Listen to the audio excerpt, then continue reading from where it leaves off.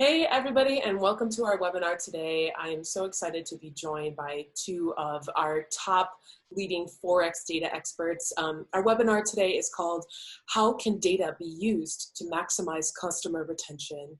Exploring customization in Forex. And so as we know, the customer life cycle in the Forex industry is quite short. And because of that, brokers really need to maximize the value of their existing traders as long as they are still trading. And also beyond the Forex industry, data is playing an increasingly important role in creating customized experiences for users, clients, and customers in just about every industry. So what we're going to discuss today is how data can be used to create better user experiences in Forex. So as I said before, I'm so pleased to be joined by two leading Forex data experts. We have with us Denis Makagonov, who's a data architect and the head of business intelligence at Forex Commodities, synthetic and stock indices trading platform Deriv, as well as Harel Falk, who's the vice president of sales and business development at Solitics. And Solitics is a data management and automation platform that enables B2C brands to customize their experiences in real time. And I'll ask both of these panelists to introduce themselves a little bit more thoroughly, starting with Harel. So Harel, go ahead. Hey Rachel, I appreciate it, thanks. And I'm glad to be here. So I'm Harel, I've been at Solitics for over 2 years, handling all aspects of the sales and business development in the company. And Solitics, as you said, it is an automation and data management platform. We work with different companies, and a substantial amount of them are on the online trading business. And what we enable them to do is basically on the basis of all their data, no matter how much is distributed, and through all their marketing channels, we enable them to create a very personal customer experience and user experience for their customers across all the stages, starting from the registration and onward. So it's all about getting them to utilize their data and react to it in real time, which is, when we talk about real time, it's responding to anything they do or don't do within 1.8 seconds, no matter where that data comes from. So it's all about having all that data in one place, being able to respond to it, and that's who we are. Okay, Harel, thank you so much. So Denis, can you tell us a little bit about yourself and what you do? Yeah, first of all, thank you. That's a great opportunity to participate in such kind of event. Yeah, I'm working with Deriv already almost 2 years, and before that I was working in another Forex broker, so overall I have like 9 years plus experience in the financial markets, working mostly with data, doing analytics, solution for business intelligence, collecting data, improving business processes, improving customer experience, and so on and so forth. Yeah, I guess that would be a good discussion, and the topic is really hot, and yeah, we'll share our vision on that customer lifetime and our point of view on that. Thank you. Absolutely. And a quick word about myself. My name is Rachel McIntosh. I'm a reporter and podcaster at Finance Magnates. I'm going to be the moderator of this discussion today. So the first part of our discussion, let's talk about how to maximize the lifetime value of each trader throughout the 3 phases of the trading cycle. So we have the 3 phases, of course, are pre-conversion, the phase after the user has made their first time deposit, and after the first time deposit has been made. So first of all, I want to ask both of you, what kinds of data are important for designing a user experiences that promotes customer retention, and how can this data be utilized sort of at each phase of the cycle? So let's begin with the pre-conversion cycle. What kinds of data are important during the pre-conversion cycle, and how can they be used? If you don't mind, I'll start off. If we take a look at it, generally speaking, first of all, as a B2C brand, especially in the online trading business, you want to get as much data available to you to use, and it's important to get it from as many sources as you can, and if possible, in real time. So we're talking about taking advantage of the front end, whether it's the website itself, whether it's the the trading platform, the front end, like MetaTrader, for example, the backend sources like the CRM and other databases that you have there, third party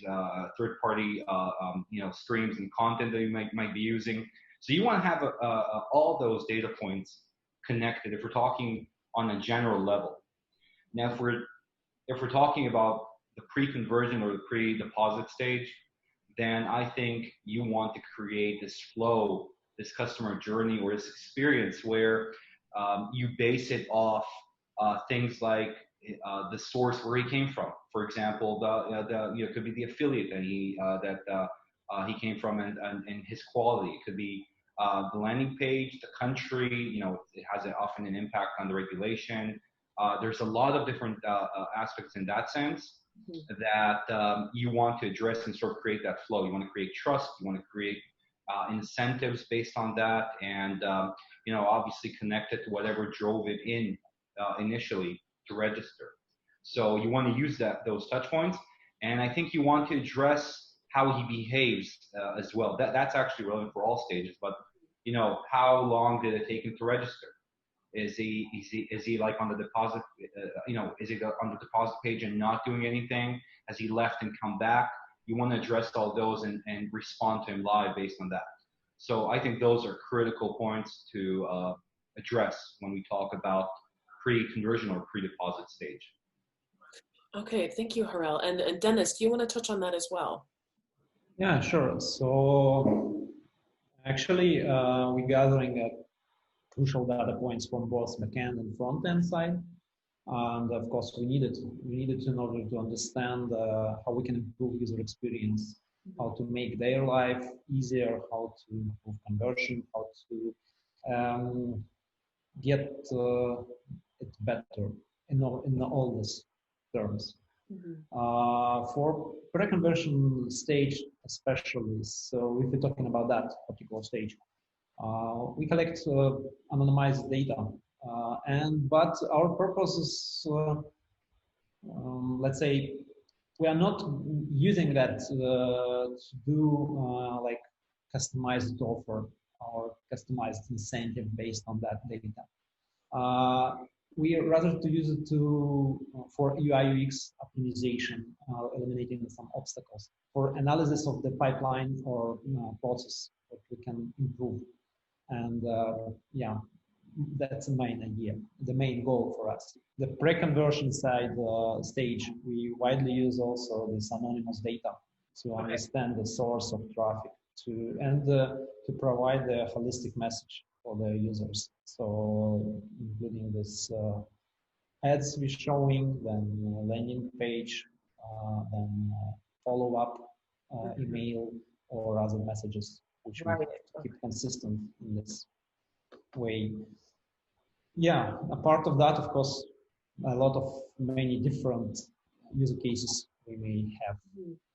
But it's our main goal is to optimize all these parts rather than doing them. Right, absolutely. So let's move into the next phase, which is once the user has made the first time deposit. So if you've gotten the user to sign up, go through KYC and AML and everything like that, they're become users on your platform. What are the data points that you would start tracking and using to make the user experience better after the customer has made their first time deposit? Harel, we'll start with you. So I think that at this point, it's like you've got a hot bundle in your hand. You want to keep it hot. You want to keep it moving. So I think it's about creating that seamless flow from that stage. Again, you're still going to want to base it off his behavior pre-deposit. So how long it took him to do that, and what sort of the places where he got stuck, and again, the sources where it came from. But you're going to want to drive into action, and that could be to get him to engage. It's all about starting the engagement there. So first of all, you're going to want to automate as much as you can all the KYC process there. You're going to want to drive him to action as much as possible to send in that POI and the PORs. You're going to want him, and you're going to start using, if you have data about his interests, could be like things that he saw as far as an assets that interested him or so on. You're going to want to start sort of pushing that his way. So I would start tracking that and using that data. And get him to drive to action. I think those data points, as far as interest, behavior, sources they came from, that kind of behavior, that's what you want to do. That's what you want to use. Don't let it get cold. Don't let it go for a second. By the way, a lot of trading companies are using salespeople, account managers. They're trying to call him. They're trying to get him to do it by that way, and which is fine, and it's important. But you also want to make sure that the ones that you haven't been able to reach by phone, or the ones that are less responsive, that in that way, you're still there for them, creating that personal experience and there for them in real time. So that's something I think is extremely important to do at this stage. Yeah, absolutely. Dennis, I'll throw this question to you as well. Yeah, that's the post deposit, or the first deposit is a really kind of the measure event in the user life cycle, one of the most important. So then once he deposited, we consider him as a customer, right? So because we have first financial deal. So actually that's very important for us. It's like fundamental metric for marketing, for sales, for trading, and so on and so forth, for overall experience, user experience. What we do is this in order to do that better. So we pay a lot of attention to the not only successful deposits, but also unsuccessful attempts.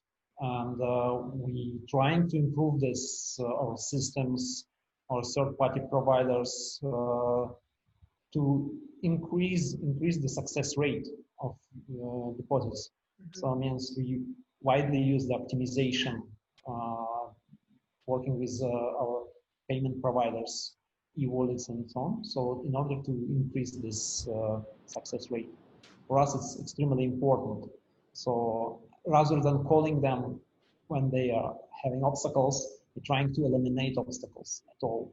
So of course, not always possible, but we're trying to keep it very, very seamless and clear. Right. Yeah, as I mentioned before, maybe so we don't use this kind of personalized offers. We believe that we're offering the equal opportunities for overall clients, let's say. So therefore, yeah, we don't use, for example, incentives or bonuses given on deposits. So we believe that kind of we're focusing on the better product with competitive prices, with wider choice of instruments and control for traders. And this is something real traders value more than a small bump in the capital on their first deposit. So that's kind of our philosophy. So we don't push clients the actions to use so significantly. We're trying to help if they meet obstacles. Therefore, we have our customer support live in the chat 24/7. They answering the questions, they're helping the people who have problems and so on. But we do not like pushing at all. Right. So sort of just making the experience as smooth as possible, rather than saying, "Hey, if you do this, then you get $100, or whatever." Yeah, it's kind of that. Actually, you want to address two things that Dennis said. First of all, I think that he said some very interesting things, especially, first of all, you talked about, improving the third-party providers you work with. And I think that the whole issue of control, being able to control the processes and having that sort of one place to be able to manage the various aspects and various data points that the customers go through and the data that comes in is crucial, which is, by the way, one of the things that we at Solitics enable B2C brands to do. And also, I think he brought up a true pain point where, most of the trading industry can't offer bonuses and things like that to the traders due to regulation. So you have to create a superior product if you want to get more engagement and want your traders to trust you more and come back more. So I think he brought up a good point there. And I think that one of the ways to do that is to keep them, we're talking about data. It's also to provide them with data, giving that trust and keeping them informed and also I don't think it's as much as about bonuses as much as it is about creating a place where they feel right at home, so to speak. And that also requires data on the back end and using that data. It also requires you to show each one, in my opinion, and the way we see it here, the most relevant things for him. So I think combining that extra amazing product with those data points and having that one place to control it is definitely critical, and actually appreciate you bringing it up, Dennis. Yeah, absolutely. So thank you both. Excellent, super, super interesting stuff for me. I guess I'm a nerd, but so then the third, of course, the third part of this cycle is after the first time deposit has been made. So I think we've touched on this a little bit, but I just want to ask more specifically, what are the data points at that point? So now the user is become familiar maybe with the platform somewhat. How do you keep them on that platform for the long term? And Dennis, let's start with you this time, if that's okay.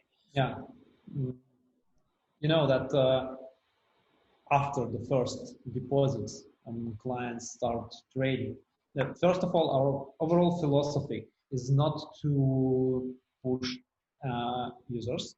We instead provide them very, very simple tools which are clearly understandable for everybody. We, let's say, democratize our trading. So, and in many scenarios, we prefer to simplify the things for them rather than getting the complex explanation and prepare something like some tricks which keep their attention and keep them with us.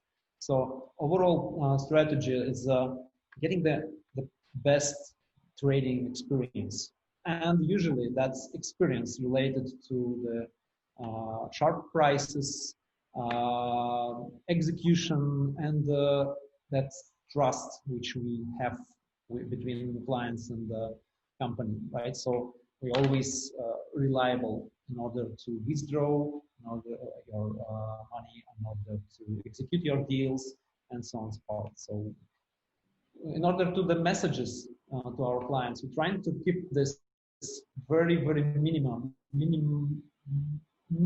required level. So critical information required for users, like announcement of like technical service on our services, or maybe some changes in on the market we may have.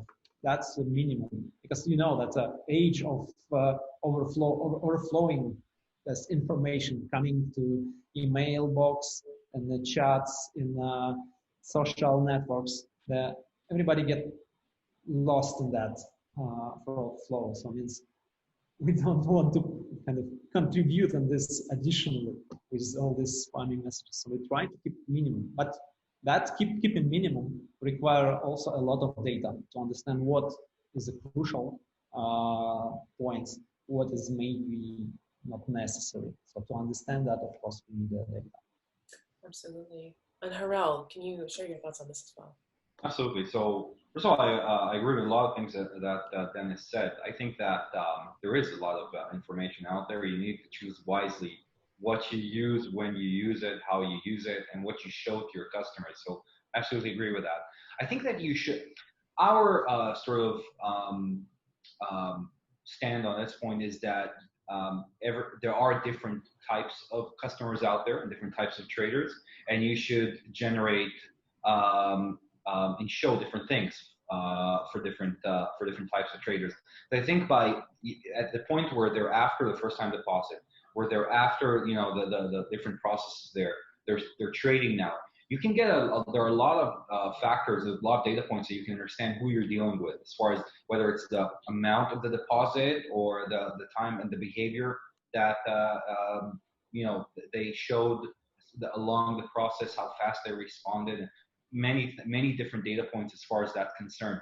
So you can really quickly, if you have a way to control your data well and use it in real time, you can actually really quickly start sending them down different paths based on a lot of that data and see how they respond and react according to that. So I think you should look at a lot of things like, you know, what positions were open, how fast they opened them, what assets they're interested in, and you shouldn't just like bombard them with messages. That's not a smart way. And I think that if you show the, you know, like, hey, you want to learn how to trade to somebody who seems like a very professional trader, he's going to be like, these guys are like completely disconnected from, you know, from who I am, what I am, and it's not going to be the benefit of the broker. So I think you should be very smart about that, and I think you should make them feel right at home.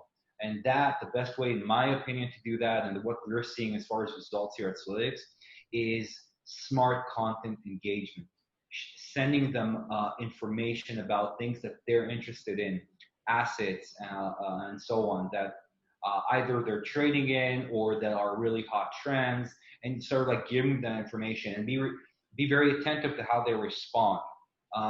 If they're going for it, if they're clicking on the things they're showing, you know, raising tips to a beginner, for example, a beginner trader in MetaTrader, you know, raising a pop-up there. That's something that we're able to do today. And, you know, giving them trading tips and information. If they're like, you can see whether they're, you know, they're eating it up or not, because they're like, if they're beginners and so on, you can really see that they need that guidance. So being there for them versus an expert trader who's sort of like, okay, I want the content and it gets me engaged, but I don't need you guys to bring up tips on like, hey, this is how you trade. So that's making them feel right at home. Yes, there's a whole philosophy about not being too aggressive, and on the other hand, being there for them. And he's right; it's a very tricky balance. You have to keep that straightforward. But I do believe in smart content, personalized experience, and it proves itself at the end of the day. It really does. Absolutely. So now I want to switch gears a little bit. So we've been talking about data, customization, and efficiency. So what I want to talk about now, I want to ask you both about automation in Forex. So how can we use automation to make all of these you know, uses of data happen more quickly? How can we use automation to make things like AML and KYC more efficiently? I just want to kind of ask you generally, and feel free to answer however you want. So Harel, I'll start with you. So those are some of the also additional critical points that exist in the trading world, and there are a lot of challenges there. So often, you know, you have the whole issue with margin calls, where it's a regulatory thing. You need to adhere to it. And it's not tricky. It's very tricky. It's not easy to implement. It's not easy to do that, and you have to do it very fast. So I think when you have a system, what you need to have is a system that centralizes that data and is able to respond to it live and in a very smart way. Because the margin call could be something like it went under that sort of like, you know, the level that was that's the margin call for a second, when came back up and went back down, and you're not just going to drive them crazy. So you need to do it in a smart way. You need to respond live, which is critical. So what I think the way to automate it is based on the data, and you need to start creating flows based on what they're doing or not doing. For example, you know, if it's a margin call, and that user has a margin call, you're sending them, let's say, if they're online, automatically raise a pop-up to them. If they're offline, send them an email, and if they don't respond to that email within 5 minutes, 10 minutes, automatically send them a push or an SMS. So you can automate that sort of flow. And if they don't respond to that, have the sales rep or the account manager give them a call to, you know, hey guys, you know, we're going to close your position if you don't, you know, deposit more funds. And same thing for the KYC. You know, you don't need to just wait for them to send in the POI or the POR. You want to automate that. You know, if they send document number 1 but haven't sent document number 2, automatically send them, okay, here's what you're missing now. This is a document that's missing. And if they don't respond to that, send them reminders accordingly. These are processes that are, you know, if you have the right technology, are a great way to get things done, and they work. But it is a technological challenge. A lot of brokers are dealing with that challenge, and you know, how to implement that is a whole other discussions, but that's exactly what we do with trading companies. We enable them to just streamline that whole process on the data side and the personalization side with the right customer journeys, the right message to the right user at the right time. That's contextual, of course. Right, right. Dennis, I want to throw this question also to you. So what does this automation look like, or what should it look like? Automation is my loveliest topic, actually. But I would split the automation on two parts. Let's say, first of all, that automation which user may use for trading. So you know, the auto trading, algo trading, and so on. MQL in the meta quotes give an opportunity to write the scripts to trade automatically.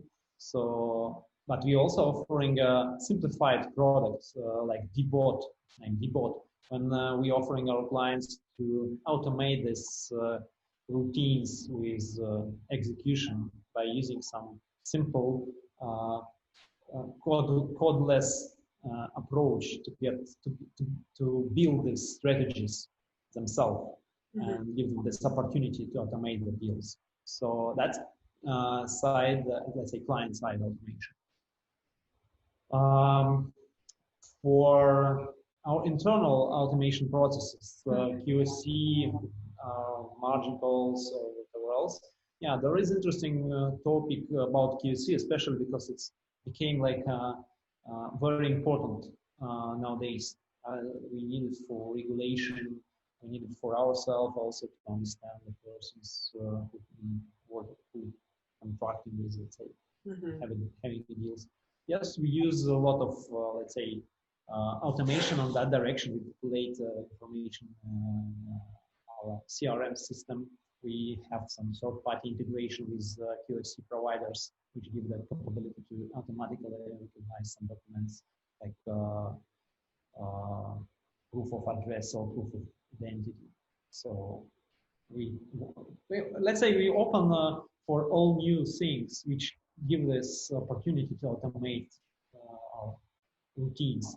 And the QC, third-party providers, other type of automation providers, we are welcome to get in touch, and then, yeah, maybe we may find something which we may use.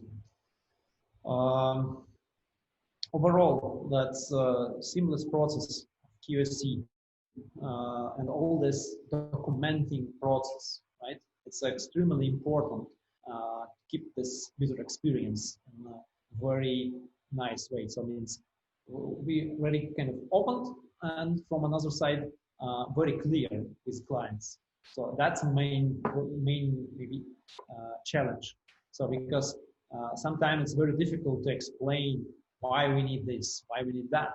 So explaining that it's not our requirement, it's a requirement of our regulators on the market. Right. So that's what we're also doing. Also about margin call. So we may need some more details about that. So if we're talking about margin call, and especially about context of in context of user experience, right, and the trading experience. Usually, this is terminology which we apply for the experienced users. So because the people who join to the Forex trading, who start doing that, should understand what is it. We also may help with that and educate them. But overall trend in the industry, to make it simpler, to make this, to avoid, let's say, margin call at all, let's say, to eliminate this. And you know that, okay, we have margin trading, but we may have different execution type. Let's say our way of thinking, we trying to present, we implement a product which simplify this significantly and help to avoid that kind of risks for the clients. You know that we have a platform we recently introduced, Deriv multipliers, which help clients to keep these risks very simple. So means and eliminate margin call at all.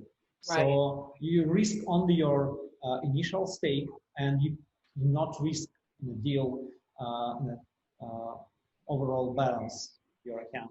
So we're also offering the very simple way how to put stop loss and take profit, because it's simple for the experienced traders. They can use the more professional tools, but for less experienced, it might be complicated, but we need to care about that also. That's we care about them, we help them with that, simplifying that process. Put the take profit or stop loss, make it easier, make it much, much easier than we have, for example, in other platforms. And another feature which we're offering in this order is a deal cancellation. So like it's opportunity to cancel the deal during the 1 hour after the deal happens, and we charge some small fee for that. So we're giving this opportunity. If you do some mistake, then we can help you to cancel this deal. That's platform-based things. That's what we're offering in order to simplify and automate things.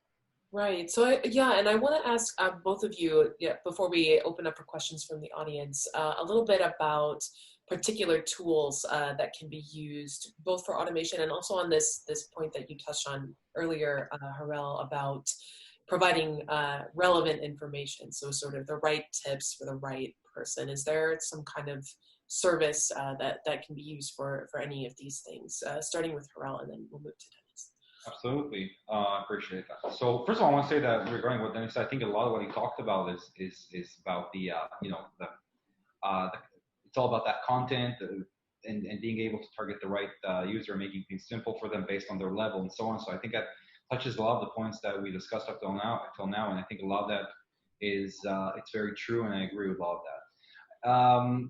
So as far as automation is concerned, if we're addressing that, yes, there are various automation tools. I think that, again, the challenge with automation is the data aspects and the data points, and that's where you have a big challenge. And I think that different teams and across the organization should get a good data platform and good data accessibility. So, and that's, that's exactly what we do, and that's what we do for them. We take off all that big issue about, all the integrations and getting all that data connected and using it. That's what we do, and we enable them to create a very, in a very easy way, a great automation process that's designed for them and is based off all the data. Now, if we're talking about tools, third-party tools that can help brands, and if we say in addition to Solitics, for example, I think that one of the important things that you need to combine in your brand is good third-party content providers. There are a number of them out there. To name a few: Trading Central, All the Chartist, One Signal, Acuity, just as examples. But the problem is not the content that they provide. You can definitely bring it in. The problem is combining that with your data and targeting it for the right user and doing it seamlessly and creating that whole incredible user experience. Again, it's amazing to go to be part of a brand, have an account and brand, and feel like they know you. You're right. Oh, great. That's exactly the content that I want to see. It's like, without realizing it, you're sort of looking forward to it as a customer. So if you're smart enough and you're able to utilize that data and keep updating it based on how he behaves, how he reacts, so it's gonna show in your numbers. It's gonna show in the conversion. It's gonna show in the ongoing retention, the general LTV of your customers. It's gonna show. They're gonna love you, and they're gonna recommend you. So you want to bring in that third-party content. You want to use automation tools. You want to base it off data, and you want to make the customer feel right at home. Right. Dennis, do you want to answer that question as well? Yeah, that's for sure. So the right choice of automation partners or the systems which helps with that is really important. I mean, how it's powerful, these tools, and how dangerous it might be. You know that if we automate, for example, some messaging, imagine that we can, by mistake, send millions of emails to the wrong users, wrong We've emails. seen So happen. it's another side of that automation. So it's give you great capabilities, but it's also give you bring you a lot of responsibilities. So you have to be responsible for that, what you're doing is automation, because many companies, they not many companies, let's say, I can say many companies, I cannot judge, but sometimes having this like a great weapon, people try to use it everywhere for everything. And our philosophy we have different point of view on that. We're trying to minimize contacts as much as possible. So do not affect on the client's decision, but eliminate all obstacles. Give them it's like an iceberg. We did a lot of work. We process all this data. We're trying to understand what to do in order to make client happy and make them sure that we even don't touch him if they don't want. If they don't want. That's very important in order to choose the right tools, right partnership.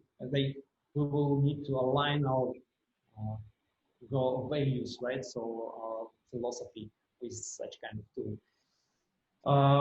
Yeah, that's we use our internal systems like CRM. It's classic, right? So we collect some data. We use these touch points, but we're trying to use like cutting edge technologies which may help us to make it even better. Yeah. And the client shouldn't really see us. He shouldn't thinking about us at all, about us as a company trying to reach him, do something, and so on and so forth. It's better to they organically do what they want to do because it's simple, it's clear, and it's eventually keep him staying with us much longer than we use, for example, some kind of growth hacking. Okay. By the way, just you said regarding the data, you talked about the other side of the coin, which is like the mistakes that can happen. And I like to always say, with great data comes great responsibility. Ooh, yeah. I love it. But the other side of that is that if you have a good technology and so on, I mean, you should definitely look at those things. But the chances are of, I don't know, Johnny S. or Andrea L. of sending the messages manually and inputting that manually, there's a much bigger chance that will reach, that tons of information will go out to the wrong people. So it is actually, where people are involved, the tendency to make mistakes are higher. That's something that's been proven all along. I remember I used to get like once in a while, like an email that was sent, and instead of them putting all the names in the BCC, what they tended to do, they just put the list of all their clients on the CC, and then we just got a list of I just got a list of all the clients of whoever sent me that mail. It was and it happened quite often. It doesn't happen when you use good automation tools. So yeah, with great data comes great responsibility, and you're responsible for a lot of things when you have your client's data, for their privacy and all their information. So I think it'd be better, and as a philosophy, it'd be better to use smart tools, smart automation, and of course security methods than trusting Johnny S. to send that information manually. That's a great example, but it's also showing that that manual emails and all manual work is a great opportunity to make a mistake, right? To make a mistake, but the scale is incomparable usually. So I mean, even if we do automation, we have to be clear is what we're doing, tested it, and be very, very careful, because and especially we are. So for example, reduce to the minimum some sort of unnecessary A/B testing or some sort of things like that. So minimize all touch points, but keep data, collect data to to get a better understanding. Analyze. Yeah, to analyze that actually, and then especially in order to kind of privacy. Yeah, right. We all have these rules like GDPR and so on. And we had a lot of discussion actually about that internally, where we have to keep GDPR practices, where we have not to this. So but we end up this with applying GDPR overall for all our businesses. Yeah. So we made the same decision, by the way. We made because eventually every country will end up with such similar or even maybe more strong rules in terms of data privacy. So it's a trend. It's our future. So we have to live in that. So you see, advertising platforms restrict a lot of things which was possible last few years. So and that's all privacy questions became more and more important. People asking, people requiring this. Yeah, and I'm so sorry to interrupt you, Dennis, but we're a little short on time, so I want to go ahead and move to questions from the audience. So speaking of trends, Dennis, this is actually a question for you. So, what are the most important Forex trends that you see heading into 2021? That's a question from Mark. I would highlight like 3 points. Okay. The most important, what I see. So first of all, it's simplification of trading. You know, this Robinhood way, they simplify significantly the trading, which was previously quite complicated stuff, right? So simplicity and smart automation related to that will be like more and more in the trend. And another related stuff, and it's artificial intelligence and smart automation. Yeah, I know that artificial intelligence nowadays is a kind of buzzword, but it's really rule-breaking technology. So and the game changer. So I'm especially waiting for not even waiting, going to implement it. So-called client-side machine learning in fintech. So you know how the smartphones capable to do this recognition, picture recognition, or whatever else. So on client side, actually. So and that is extremely important technique. I guess we can adopt in fintech in next few years. It's already widely used in entertainment and the gaming industry, but we are waiting. We are going in this direction. Yes. And of course, the last one is like crypto, and we will continue growing crypto and related things. But except crypto, we are really waiting for some new concept of financial products. Like we offering quite really interesting products, and we are going to introduce a lot of new products, financial products, on the market in the next few years. So I think that will be keep growing in the trend, financial instruments. Great, thank you, Dennis. And then we have another question from the audience. This one is for Harel. I'm sorry, Harel, excuse me. Oh my goodness. So Harel, from your perspective, how has COVID affected the Forex trading industry? And specifically, how has it affected the way that data is used in Forex? Extremely well. Okay.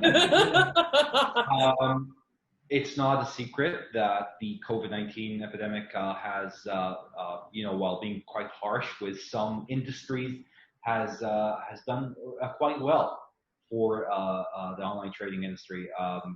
There's more volatility in the market, more new traders that are coming in, and a lot more. We see a lot of increased engagement across the world, different brands that we work with. I think that it's sort of like it's forcing a lot of brokers to sort of grow up and grow up fast. Okay. They're becoming, they understand, they really saw that, okay, so we have all this new stuff coming in. How do we keep it? I mean, how how do we stop it from just being this like wave? And once COVID-19 is over, like, you know, lose everything. How do we maintain it? So they started into their data, and they're starting to utilize their data more, especially in a time where you have a lot of employees that can't come into the office. A lot of communication between, you know, you're not in the same place anymore. So this need for not just having access to the data, but using the data has really increased over the past 6 to 8 months. That's something like that. And I think that what we found is that they're having a lot of trouble implementing. So, you know, there are different levels of companies, and some have, you know, IT departments of 100, 200 people, and some have like 10 people. So it really, and at the end of the day, they're a financial trading company. They're not a, you know, data company per se. So they've come to us for solutions, and we've been able to help them out as far as that's concerned, connecting their data and making it accessible for the automation part. Plus, we released 2 additional, it's called modules or products that they're very hungry for, and we see this across the industry.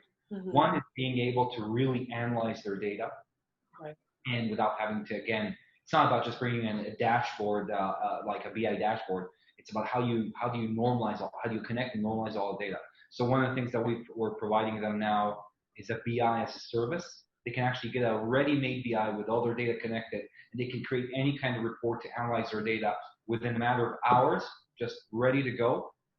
And the second thing that we started also providing is actually just an entire data warehouse as a service that works in very, very close. It's very, very close to real time, which enables them to add all those things he talked about. Dennis talked about machine learning, you know, and AI.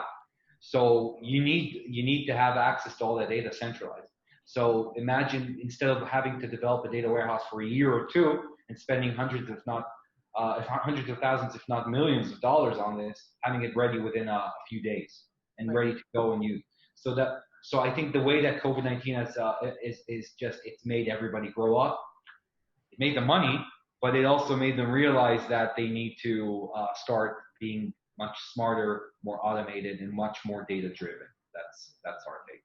Absolutely. So Harold and Dennis, I want to thank you both so much for your time. I could keep talking about this for quite a while longer, but unfortunately we're out of time for today. Before we go, I'd like each of you to tell our listeners, our audience, a little bit about where they can find out more information about your company. So starting with Dennis and then Harold, can you tell us where we can find out more information about you?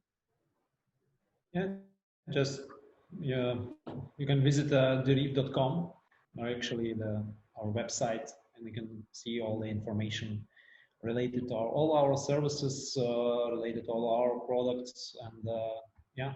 Okay. Trading is a great thing, actually. Yes. I personally enjoy it. Okay. Wonderful. That's great. So first of all, I want to say, Rachel, thank you. You've been appreciated. You've been wonderful, and thank you, Dennis, as well. About Solitics, you can of course go to our website, solitics.com, and you can see, read about the data management platform and the automation and all the things that we've discussed. And of course, there are quite a few articles online that we've published about the right steps for implementing, the right steps for integrating, how to utilize your data for personalization and automation. So you can definitely find a lot of that stuff, and very focused too on the online trading world. And we'd be happy to talk with you, of course. Yeah. Wonderful. Okay, to our audience, thank you so much for joining us today. Thank you for your questions and for participating. For more information about either of these companies, go ahead and visit their websites. For more podcast, news, and events information, visit financemagnates.com. Thank you all so much. Have a great day. Yes. Thank you.